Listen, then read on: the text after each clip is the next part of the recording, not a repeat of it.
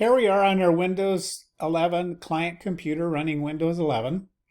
We are going to find our optional features. So I just typed in, I discovered if you type in manage, that has changed. Remember, operating systems change. Updates change the operating system. If my directions aren't right, well, you'll have to Google it and figure it out. Let's go to optional features. We're going to add an optional feature. Oh, we have to view them first. And if we type in RSAT, there they are. There's our tools. What do we need? Active Directory Domain Services. That looks like our guy. Yeah, look at all these different things we can get. These are for managing individual things. So yeah, there's all kinds of stuff they could give you.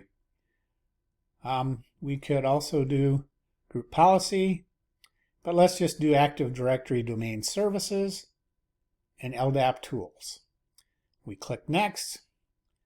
It is going to download and install this for us because it's not part of Windows. It's an extra feature.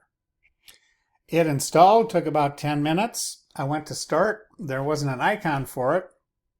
But if you type in Active, it brings up Active Directories, users, and computers. Now you don't have to be logged into this program as an administrator.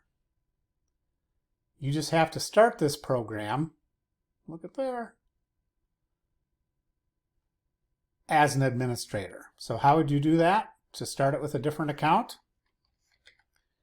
There we go. And it would ask you for a username and password if you didn't already have administrative access to this. So now, if all you need to do is reset passwords, there you go.